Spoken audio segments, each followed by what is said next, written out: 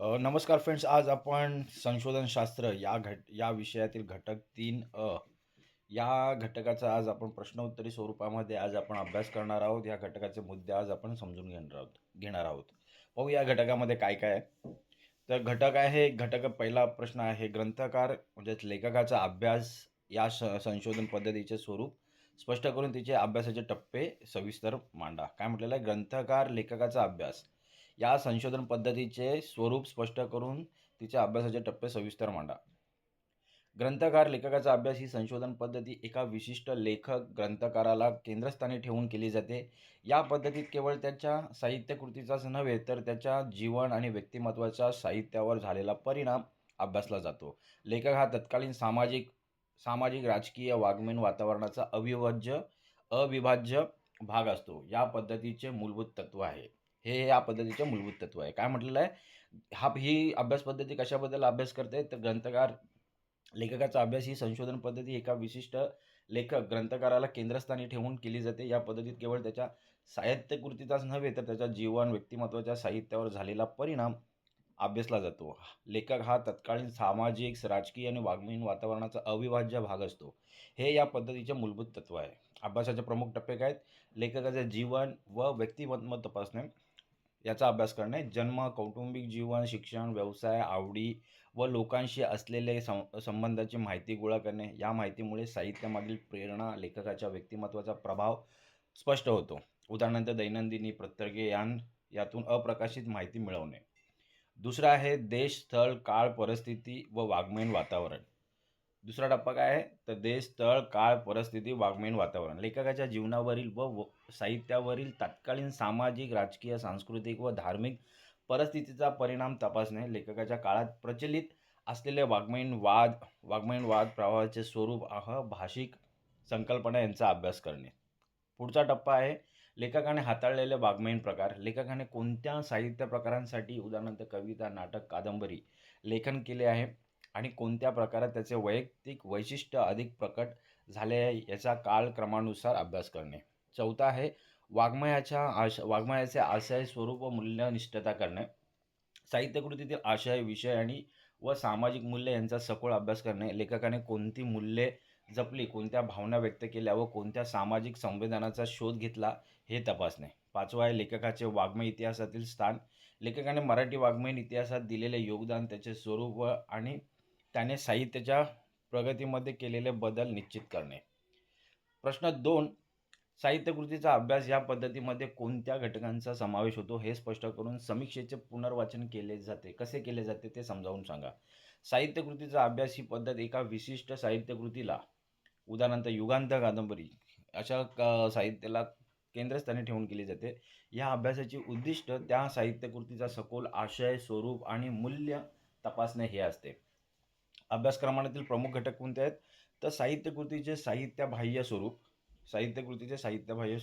साहित्यकृतीच्या निर्मितीमागील उद्देश, प्रेरणा आणि संदर्भ, उदाहरणार्थ पौराणिक, ऐतिहासिक संदर्भ घेणे, तपासणे. लेखकाने वाचलेल्या साहित्यातील संस्काराच्या आणि जीवनमूल्यांचा प्रभाव पाहणे. दुसरा घटक आहे कलाकृतीचे आशय विश्लेषण करणे. कलाकृतीतील आशय, एकसंधता म्हणजे युनिटी, विरोध व लेखकाची शैली यांवर भर देणे. तत्कालीन रूढी व परंपराच्या आधारावर कलाकृतीचे विश्लेषण करणे. तिसरे आहे समीक्षेचे पुनर्वाचन. साहित्यकृतीवरील पूर्वाश्रमीचा म्हणजे पूर्वीच्या आणि समकालीन म्हणजे आजच्या समीक्षकांनी व्यक्त केलेले मत, परीक्षणे व टीका यांचा अभ्यास करणे. संशोधकाने या मतांची तटस्थपणे चिकित्सा करून सामाजिक, साहित्यिक आणि वाङ्मयीन निकष विचारात घेऊन आपले मत मांडणे याला समीक्षेचे पुनर्वाचन म्हणतात. याचे उद्दिष्ट साहित्याला अधिक न्याय देणे असे असते. प्रश्न 3, तुलनात्मक संशोधन पद्धतीचे स्वरूप सांगून ग्रंथकार लेखकाचा अभ्यास या पद्धतीपेक्षा कशी वेगळी आहे ते स्पष्ट करा. तुलनात्मक संशोधन पद्धती कंपॅरेटिव्ह रिसर्च मेथड मध्ये 2 किंवा अधिक साहित्यकृती, लेखक, कालखंड, विचारप्रवाह किंवा वेगवेगळ्या भाषांतील साहित्याची तुलना केली जाते. उद्देश काय आहे ह्या संशोधन पद्धतीचा? तर या तुलनेतून त्याच्यातील साम्य, सारखेपणा, भेद, फरक तपासले जातात. यामुळे एका साहित्याच्या तुलनेत दुसऱ्या भाषिक साहित्यात झालेले सांस्कृतिक, सामाजिक आणि कालखंडातील बदल अधिक स्पष्ट होतात. अंतिम निष्कर्ष काय काढता येतो? या पद्धतीमुळे केवळ तुलना करून चालत नाही तर त्या तुलनेच्या अभ्यासाचे महत्त्व आणि निष्कर्ष सिद्ध करावे लागते. ग्रंथकार लेखकाचा अभ्यास आणि तुलनात्मक संशोधन पद्धती यातील फरक काय? तुलनात्मक घटक काय? अभ्यासाचे केंद्र काय? ग्रंथकार आणि लेखकाच्या अभ्यासामध्ये एकच लेखक एकच ग्रंथकार असतो. तर तुलनात्मक संशोधन पद्धतीमध्ये 2 किंवा अधिक लेखक किंवा साहित्यकृती, कालखंड किंवा भाषा असतात. अभ्यासाची व्याप्ती काय याची? ग्रंथकाराची व्याप्ती आहे ग्रंथकार लेखकाच्या अभ्यासाची व्याप्ती काय? लेखकाच्या जीवन, व्यक्तिमत्व व एकाच भाषेतील साहित्य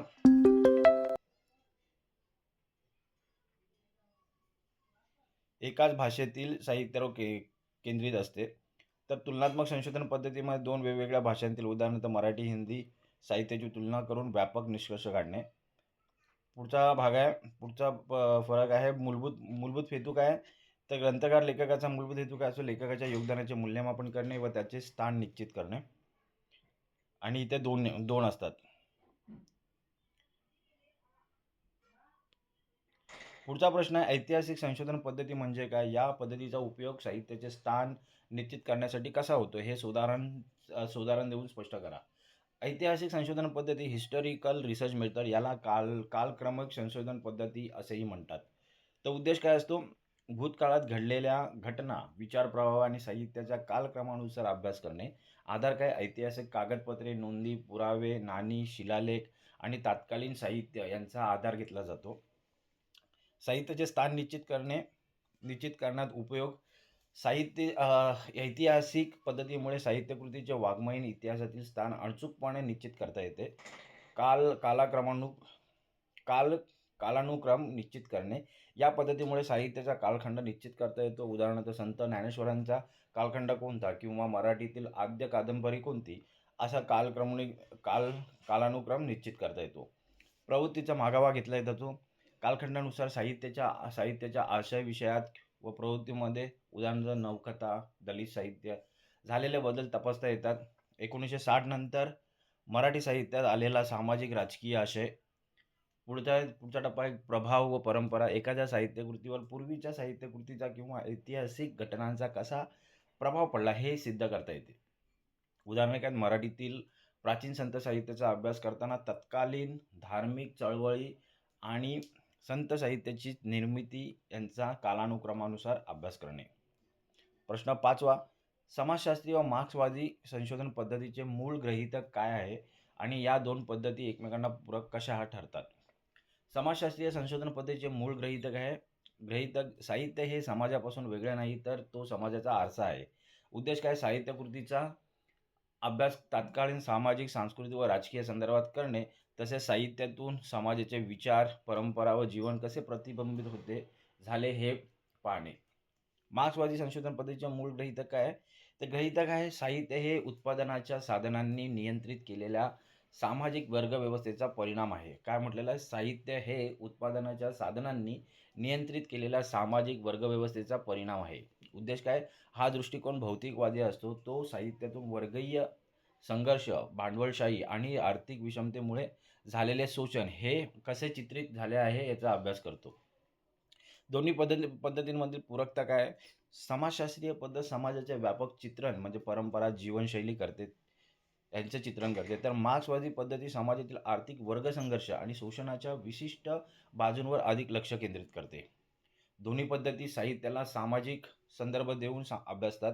मार्क्सवादी दृष्टिकोन हा समाजशास्त्रीय अभ्यासातील एक विशिष्ट म्हणजे आर्थिक पैलूला अधिक महत्त्व देऊन त्याला विचारप्रणालीचे म्हणजे आयडिओलॉजी जोड देते, ज्यामुळे साहित्याच्या मूल्यांकनासाठी एक सशक्त सामाजिक चौकट मिळते. त्यामुळे ह्या दोन्ही पद्धती सामाजिक साहित्याच्या अभ्यासासाठी एकमेकांना पूरक ठरतात. प्रश्न 6, स्त्रीवादाच्या अभ्यास पद्धतीचे स्वरूप स्पष्ट करून या पद्धतीत आंतरज्ञानशाखीय आणि इंटरडिसिप्लिनरी ज्ञानाचा आधार का आवश्यक असतो हे सांगा. आंतरज्ञानशाखीय ज्ञानाचा आधार का असतो ते सांगा. उत्तर, स्त्रीवादाच्या अभ्यास पद्धतीचे स्वरूप मूलतत्व ही पद्धत एक राजकीय, सामाजिक आणि धार्मिक भूमिकेतून उदयास आलेली चळवळ आहे. उद्देश काय? पुरुषांच्या वर्चस्वाखाली दडपलेली स्त्री-पुरुष समानता आणि स्त्रीचे अस्तित्व तपासणे. अभ्यास विषय काय आहे? तर साहित्य, इतिहास, धर्म व संस्कृतीत स्त्रियांचे जीवन कसे प्रतिबिंबित झाले आहे, तसेच स्त्री-पुरुषांमधील सामाजिक, राजकीय व आर्थिक संबंधांचा अभ्यास करणे. या पद्धतीत स्त्रियांचे लेखन, त्यांचे अनुभव आणि त्यांच्या समस्यांना साहित्याच्या केंद्रस्थानी आणले जाते. आंतरज्ञानशाखीय ज्ञानाचा आधार हा का आवश्यक आहे? स्त्रीवादाच्या अभ्यासासाठी केवळ साहित्यकृतीच्या बाह्य घटकांचा अभ्यास पुरेसा नाही, तर सामाजिक राजकीय संदर्भ घेणे गरजेचे आहे. स्त्रीचे शोषण केवळ साहित्यातूनच नव्हे, तर कायदा, राजकारण, अर्थशास्त्र आणि इतिहास इतिहास यांतूनही झालेले आहे. समग्र दृष्टिकोन तपासणे असणे. स्त्रीच्या समग्र अस्तित्वाचा अभ्यास करण्यासाठी इतिहास, समाजशास्त्र, मानसशास्त्र आणि कायदाशास्त्र इंटरडिसिप्लिनरी नॉलेज यांचा आधार घेणे आवश्यक ठरते. उदाहरणार्थ स्त्रीवादी अभ्यास करताना दलित स्त्री, आदिवासी स्त्री किंवा शेतकरी स्त्री यांच्या साहित्याचा अभ्यास करताना त्या त्या क्षेत्रातील सामाजिक व आर्थिक ज्ञान आवश्यक ठरते. प्रश्न 7. भाषा वैज्ञानिक संशोधन पद्धतीचे स्वरूप स्पष्ट करून ती साहित्य संशोधनासाठी कशी उपयोगात आणली जाते ते स्पष्ट करा. काय? भाषा वैज्ञानिक संशोधन पद्धतीचे स्वरूप स्पष्ट करून ती साहित्य संशोधनासाठी कशी उपयोगात आणली जाते ते स्पष्ट करा. भाषा वैज्ञानिक संशोधन पद्धतीचे स्वरूप. उद्देश काय? तर भाषेतील संकेत, रचना, सामाजिक सांस्कृतिक संबंध यांचा अभ्यास करणे. या पद्धतीत वर्णनात्मक म्हणजे डिस्क्रिप्टिव्ह आणि ऐतिहासिक हिस्टॉरिकल आणि समाज भाषा विज्ञान यांचा या तत्वज्ञानाचा आधार घेतला जातो. अभ्यास विषय. भाषामध्ये होणारे बदल, बोलींचा अभ्यास, भाषिक सर्वेक्षण आणि भाषिक संरचनेची सैद्धांतिक मांडणी करणे. साहित्य संशोधनासाठी उपयोग. भाषाशैलीचा अभ्यास. लेखकाच्या भाषाशैलीचे म्हणजे स्टाईल, वैशिष्ट्ये, शब्दांचा वापर व भाषेतील ध्वनींची संरचना यांचा अभ्यास करता येतो. बोलींचा अभ्यास. ग्रामीण किंवा विशिष्ट प्रदेशातील लेखनाच्या अभ्यासात उदाहरणार्थ वऱ्हाडी बोलीतील साहित्य त्या बोलींचे स्वरूप, नियम आणि व्याकरण तपासता येते. ऐतिहासिक भाषिक बदल. एखाद्या प्राचीन साहित्याचा अभ्यास करताना त्या कालखंडात भाषिक बदल कसे झाले व त्याचा साहित्यावर काय परिणाम झाला हे पाहता येते. उदाहरणार्थ ज्ञानेश्वरीतील भाषिक रूपे. चौथा आहे सामाजिक भाषा विज्ञान. चौथा घटक आहे समाज भाषा विज्ञान. भाषिक सर्वेक्षण करून समाजातील वेगवेगळ्या गटांच्या भाषिक सवयींचा उदाहरणार्थ स्त्रियांची भाषा, पुरुषांची भाषा अभ्यास करून त्यांचा साहित्यातील अभिव्यक्तीवर कसा परिणाम होतो ते तपासले जाते. प्रश्न 8. कालखंडाचा अभ्यास. या संशोधन पद्धतीचे महत्त्व सांगून प्राचीन बहिर्मुख आणि आधुनिक अंतर्मुख या संकल्पना स्पष्ट करा. कालखंडाच्या अभ्यासाचे महत्त्व. या संशोधन पद्धतीमुळे विशिष्ट कालखंडातील साहित्याच्या प्रवृत्ती, विचार प्रवाह आणि त्या कालखंडाचे स्वरूप समजून घेण्यास मदत होते. कालखंडातील सांस्कृतिक, सामाजिक, राजकीय व धार्मिक प्रवृत्तींचा अभ्यास करून साहित्य निर्मितीमागील उद्देश स्पष्ट होतो. प्रत्येक कालखंडाचा स्वतंत्र अभ्यास करणे आवश्यक आहे. आता प्राचीन बहिर्मुख आणि आधुनिक अंतर्मुख यांची संकल्पना. प्रवृत्ती काय आहे? प्राचीन बहिर्मुखाची प्रवृत्ती काय? बहिर्मुख, एक्सटर्नली फोकस, लोकसाहित्यातून आलेले बाह्य जगावर आधारित लेखन म्हणजे प्राचीन बहिर्मुख. आणि आधुनिक अंतर्मुख म्हणजे काय? तर अंतर्मुख, इंटरनली फोकस, स्वलिखित, स्वतःच्या जीवनावर आधारित व व्यक्तिमत्व अंतर्मुख करणारे लेखन. आशय काय असतो? प्राचीन बहिर्मुखाचा आशय काय? तर धार्मिक, सामाजिक विचारांचे प्रभुत्व, समस्यांची उकल शक्य असणे. आणि आधुनिक अंतर्मुखामध्ये काय? प्रश्नांवर चिंतन, मानवी जीवनातील समस्या सोडवण्यासाठी संघर्ष, उत्तरे स्पष्ट नसणे. प्रश्न 9. साहित्य प्रकाराचा अभ्यास करताना नाममात्रवादी भूमिका. काय? साहित्य प्रकाराचा अभ्यास करताना नाममात्रवादी भूमिका आणि एकात्मवादी भूमिका यांतील फरक उदाहरणांसह स्पष्ट करा. साहित्य प्रकाराचा अभ्यास म्हणजे विशिष्ट साहित्य प्रकारांचे उदाहरणार्थ कथा, कादंबरी, नाटक वर्गीकरण करणे, त्याचे स्वरूप व नियमांचा अभ्यास करणे. या अभ्यासासाठी 2 प्रमुख दृष्टिकोन आहेत. दृष्टिकोन कोणते आहेत? मूलभूत नाममात्रवादी भूमिका, नॉमिनलिझम, आणि आहे एकात्मवादी भूमिका. आता दृष्टिकोन पाहूया. दृष्टिकोन मूलभूत मत काय? नाममात्रवादी भूमिकेचं मूलभूत मत काय? तर साहित्य प्रकाराचे नाम, स्वरूप किंवा नियम महत्त्वाचे नसतात. आणि एकात्मवादी भूमिकेचे मूलभूत हे काय मत काय? तर साहित्य कृतीचे वर्गीकरण सामाजिक कालखंडावर आधारित असते. आधार काय? नाममात्र भूमिकेचा आधार काय? प्रत्येक साहित्यकृती स्वतःमध्ये एक स्वतंत्र, अद्वितीय कलाकृती असते. तर एक मात्रे नामवादीची भूमिका काय आहे? सामाजिक गरजा, एक कालखंडातील बदल, लेखकाचा दृष्टिकोन यांवर साहित्य प्रकार अवलंबून असतात. समीक्षा काय आहे? नाममात्री भूमिकाची समीक्षा काय आहे? तर या भूमिकेत प्रत्येक कलाकृतीचे स्वतंत्र मूल्यांकन केलं जाते. एकमात्र भूमिकेचं काय आहे? समीक्षा. साहित्यकार एकात्मवादी संकल्पनांना महत्त्व देतात. उदाहरणे काय आहेत? नाममात्र भूमिकेमध्ये उदाहरणे काय आहेत? माझा कविता संग्रह या नावाने कविता प्रकाशित करणे कोणत्याही निश्चित नियमांशिवाय. आणि एकमात्र भूमिकामध्ये काय? पायाभूत करारावर आधारित कथानक, नाट्य, भावकाव्याचे नियम निश्चित करून साहित्य प्रकार सिद्ध करणे. प्रश्न 10. साहित्य संशोधन पद्धतीची आवश्यकता काय आहे आणि संशोधन पद्धती संशोधन विषयावर कशी अवलंबून असते हे स्पष्ट करा. साहित्याच्या संशोधन पद्धतीची आवश्यकता काय आहे? गरज काय? शास्त्रीयता, साहित्याचे आकलन अधिक मुद्देसूद आणि शास्त्रीय सायंटिफिक पद्धतीने करण्यासाठी. पुढचा घटक आहे गरज आहे. दिशा, संशोधकाला नेमक्या कोणत्या दिशेने, कोणत्या साधनाने आणि कोणत्या दृष्टिकोनातून अभ्यास करायचा आहे हे ठरवण्यासाठी गरज असते. निष्कर्ष, संशोधन निष्कर्षांना वैधता व विश्वसनीयता प्राप्त करून देण्यासाठी गरज असते. उपयोजन, संशोधन पद्धतीमुळे वाचलेल्या अभ्यासलेल्या साहित्याचे उपयोजन कसे करावे, ॲप्लिकेशन कसे करावे याची स्पष्टता येते. साहित्य पद्धती संशोधन विषयांवर अवलंबून असणे. आता ही साहित्य पद्धती संशोधन विषयांवर अवलंबून असते. संशोधन पद्धतीची निवड नेहमी संशोधन विषयांवर अवलंबून असते. एकाच विषयासाठी वेगवेगळ्या पद्धती लागू होऊ शकत नाही. तर संशोधन विषय, उदाहरणार्थ संत ज्ञानेश्वरांच्या भाषेचा अभ्यास करायचा ठरवल्यास, त्याच्यावर संशोधन करायचं ठरवल्यास आवश्यक संशोधन पद्धती काय आहे? तर भाषा वैज्ञानिक संशोधन पद्धती, ऐतिहासिक भाषा विज्ञान आवश्यक आहे.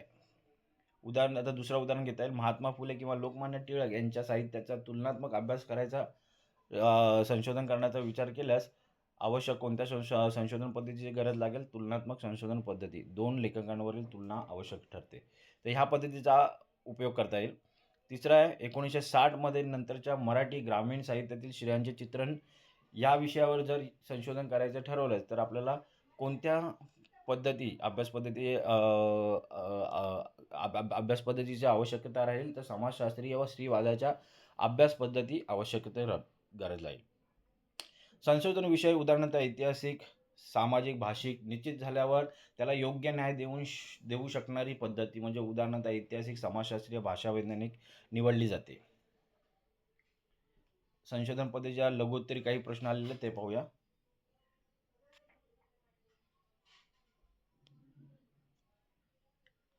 ग्रंथकार लेखकाचा अभ्यास पद्धतीत लेखकाचे जीवन व व्यक्तिमत्व का तपासले जाते?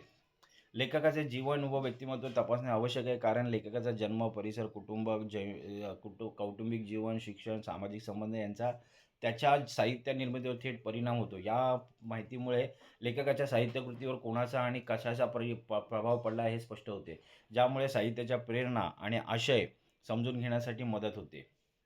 प्रश्न 2. साहित्यकृतीच्या अभ्यासात समीक्षेचे पुनर्वाचन करणे म्हणजे काय? साहित्यकृतीच्या अभ्यासात समीक्षेचे पुनर्वाचन करणे म्हणजे काय? समीक्षेचे पुनर्वाचन म्हणजे एका विशिष्ट साहित्यकृतीवर पूर्वाश्रमीच्या आणि समकालीन म्हणजे आजच्या समीक्षकांनी व्यक्त केलेले मत, परीक्षणे व टीका यांची तटस्थपणे चिकित्सा करणे. संशोधक ह्या मतांची तपासणी करून सामाजिक, साहित्यिक आणि वाङ्मय निकष विचारात घेऊन आपले मत मांडतो. यामुळे साहित्यकृतीच्या मूल्यांकनाला अधिक न्याय मिळतो. प्रश्न 3. नाममात्रवादी आणि एकात्मवादी भूमिका साहित्य प्रकाराच्या अभ्यासात कोणत्या प्रकारचा फरक स्पष्ट करतात? तर नाममात्री भूमिका ही भूमिका साहित्य प्रकाराचे नाम, स्वरूप आणि नियम महत्त्वाचे मानत नाही. तिच्या मते, नाममात्री भूमिकेच्या मते प्रत्येक साहित्यकृती स्वतःमध्ये एक स्वतंत्र कलाकृती असते. तर एकात्मवादी भूमिका ही भूमिका साहित्यकृतीचे वर्गीकरण सामाजिक कालखंडावर आधारित मांडतो. ती पायाभूत करारांना महत्त्व देऊन साहित्य प्रकाराचे स्वरूप निश्चित करते. प्रश्न 4. तुलनात्मक संशोधन पद्धतीचा मुख्य उद्देश काय आहे? तुलनात्मक संशोधन पद्धतीचा मुख्य उद्देश 2 किंवा अधिक साहित्यकृती, लेखक, कालखंड किंवा 2 वेगवेगळ्या भाषांतील साहित्यामध्ये असलेले साम्य, सारखेपणा आणि फरक तपासणे हा आहे. यामुळे भाषिक साहित्याच्या तुलनेने सांस्कृतिक, सामाजिक आणि कालखंडातील बदल अधिक स्पष्ट होतात आणि त्या अभ्यासाचे महत्त्व सिद्ध करतात. प्रश्न 5. ऐतिहासिक संशोधन पद्धतीला कालक्रमणिक संशोधन पद्धती असे का म्हणतात? ऐतिहासिक संशोधन पद्धतीला कालक्रमणिक संशोधन पद्धती म्हणतात, कारण या पद्धतीत भूतकाळातील घटनांचा आणि साहित्याचा अभ्यास कालक्रमानुसार टाइमलाईनमध्ये केला जातो. यामध्ये ऐतिहासिक कागदपत्रे, नाणी, शिलालेख आणि तत्कालीन साहित्य यांचा आधार घेऊन साहित्यकृतीचे वाङ्मयीन इतिहासातील स्थान निश्चित केले जाते. प्रश्न 6. प्राचीन बहिर्मुख आणि आधुनिक अंतर्मुख या संकल्पना कालखंडाच्या अभ्यासात काय दर्शवतात? या संकल्पना साहित्य प्रवृत्तीमधील बदल दर्शवतात. प्राचीन बहिर्मुख या काळात लेखन बाह्य जगावर म्हणजे धार्मिक, सामाजिक बाबी यांवर केंद्रित होते. समस्यांची उकल शक्य होते, उदाहरणार्थ संत साहित्य. तर आधुनिक अंतर्मुखात या काळात लेखन व्यक्तीच्या आंतरिक जीवनावर म्हणजे भावना, विचार यांवर किंवा प्रश्नांवर चिंतन करणारे झालेले. उत्तरे स्पष्ट नसतात, उदाहरणार्थ कादंबरी व आत्मचरित्रे. प्रश्न 7. मार्क्सवादी संशोधन दृष्टिकोन हा समाजशास्त्रीय पद्धतीपेक्षा कोणत्या एका विशिष्ट गृहीतकावर अधिक भर देतो? मार्क्सवादी संशोधन दृष्टिकोन हा भौतिकवादी गृहीतकावर अधिक भर देतो. तो साहित्याचा अभ्यास करताना केवळ सामाजिक परिस्थितीच नाही, तर समाजातील वर्गीय संघर्ष, भांडवलशाही आणि आर्थिक विषमतेवर झालेले शोषण या विशिष्ट मुद्द्यांवर लक्ष केंद्रित करतो. प्रश्न 8. स्त्रीवादाच्या अभ्यास पद्धतीला ज्ञानशाखीय ज्ञानाचा आधार का लागतो?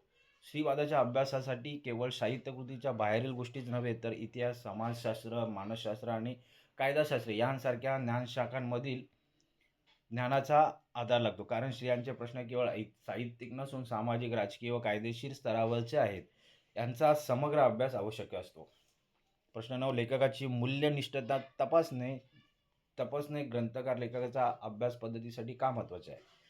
लेखकाची मूल्यनिष्ठता तपासणे महत्त्वाचे आहे, कारण त्याची खाजगी मूल्ये आणि बाह्य आंतरजीवनातील मूल्ये त्याच्या साहित्य निर्मितीत नकळत उतरलेली असतात.